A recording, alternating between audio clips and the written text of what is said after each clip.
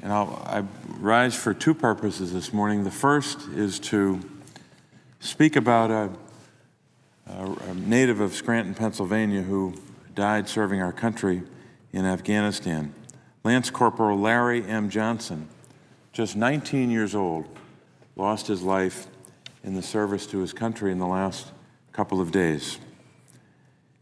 He becomes, for Pennsylvania, the 43rd soldier killed in action in Afghanistan, with an additional 191 Pennsylvanians who've been wounded at last count. When we lose one of our brave young soldiers in Afghanistan or Iraq or anywhere around the world, we have a lot to say about their sacrifice and their service. I often, as we all do at one time or another, quote Abraham Lincoln, that these Americans gave the last full measure of devotion to their country. No one said it better than Lincoln did. He captured the essence of their service and the sense of loss that we all feel when someone who is serving their country is lost in combat. For Lance Corporal Larry Johnson, whose duties were the following: he was a combat engineer, and his main responsibility was to combat and detect improvised explosive devices, as we know by the acronym IEDs. He lost his life doing that work, just 19 years old, a graduate of Scranton High School in 2008. And in instances like this, probably the best testimony about the soldier's life, their commitment to their country, and the sacrifice that they made, probably the best testament on all those subjects comes from members of their family. In this case, there was testimony in news articles the last couple of days from friends and teachers, but of course, most poignantly and most movingly from Larry Johnson's family.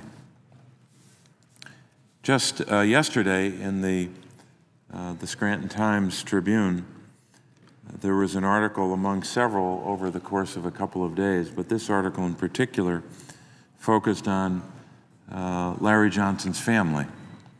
The headline of the story, and I'll submit with consent for the record two stories. One entitled, "Teacher Recalls Scranton Marine's Really Good Heart."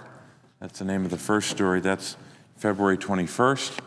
And the second story that I'll ask consent to submit for the record was entitled, "Knock at the Door Brought Tragedy Home for Marine's Kin," unquote. And that's from Boris Krauchenyuk, February 22nd. I'd ask that both of those stories be submitted for the record. Without objection. Thank you, Madam President. The one that focused on his family begins with this line, speaking of Larry Johnson's family.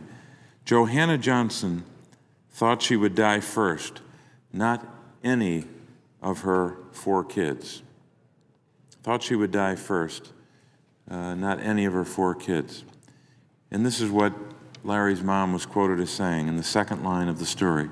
Quote, "You're not supposed to bury your son. Your son is supposed to bury you. It isn't supposed to be this way," unquote. The story went on to talk about what Larry's hopes and dreams were, not only for himself, but for his own mother. The story says that Larry Johnson loved his mom so much that he always promised that he would someday make sure she no longer had to work. She no longer had to work. He would buy her a double-block home in California, and she would live on one side and then live off the rent from the other half of that house. That was a soldier's dream for his mother, just 19 years old. Not only thinking about the rest of his life, not only volunteering to serve his country in the Marine Corps and to go to Afghanistan, but to have a dream for his mother's future that he hoped to bring to fruition. Larry Johnson's sister, Ashley, was 21 years old, just 2 years older than Larry. His older sister, at the age of 21, talked about the knock at the door that no family, no mother or father, no brother or sister, no loved one ever wants to be present for. But Ashley, his 21-year-old sister, heard the knock at the door from the bathroom on the day that that knock came. It was a hard knock at the door, she remembered. The one Marine who was at the door asked, "Is your mom home?" And this is what Ashley said after that. She said, "I went to turn away, and she asked herself, wait, did something happen to my brother?" They never actually said, the Marines at the door never actually said that Larry Michael Johnson was dead. But Ashley said the following. She said, "I just knew. I saw the look on their face that he was dead. I didn't even have to ask the question," unquote.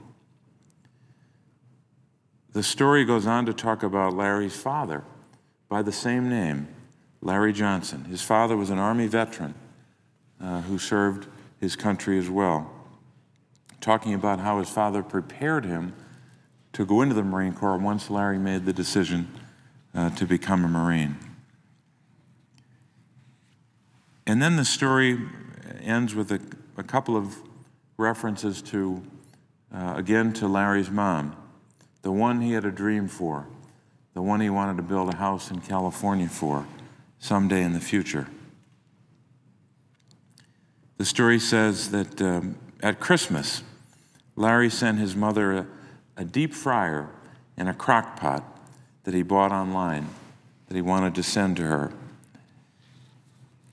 And it says that on patrol, as a Marine on patrol in Helmand Province, he would sometimes call his mother via satellite phone.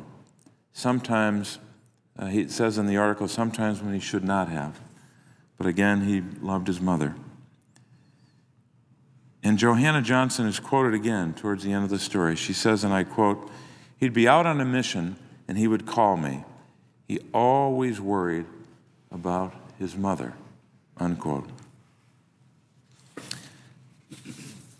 There's really not a lot more to say that I could say about his life and his sacrifice than what was contained in this story about what it means to